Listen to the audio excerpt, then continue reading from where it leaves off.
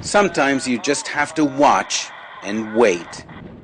Haitham, a university engineering student, keeps an eye on no man's land near Daphnia, west of Misrata. NATO airstrikes helped drive Gaddafi's troops out of Misrata, but since then they haven't yielded much ground. Haitham says they need help from above, help from the United States and France. America needs to lead the daily strikes on Gaddafi's forces, he says.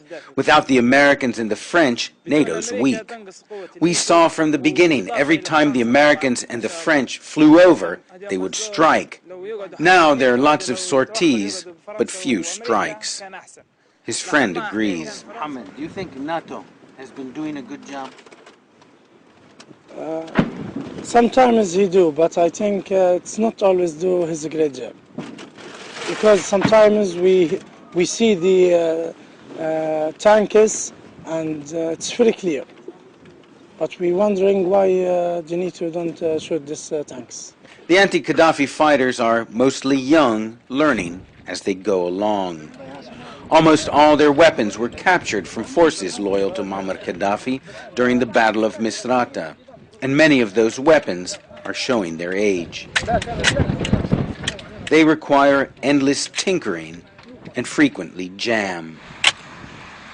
The whole operation is a makeshift affair, odds and ends thrown together to do battle against a well-equipped army.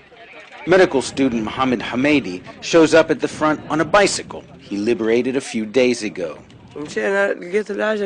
We went out on a scouting mission, he recalls, and found it in a house over there. Gaddafi's soldiers were using it, so I took it. Better we have it than them.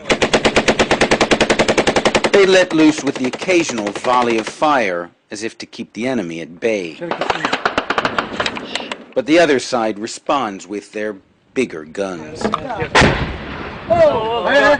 The fighters here say what they really need is for NATO to, in their words, do its job, to take out Gaddafi's artillery and tanks in this area, which is making it very difficult for them to move forward. It's a 2-hour drive by car from here to the capital, Tripoli, but at this rate it could take months, or even longer, for these young men to get there. Ben Wiedemann, CNN, Daphnia, Libya.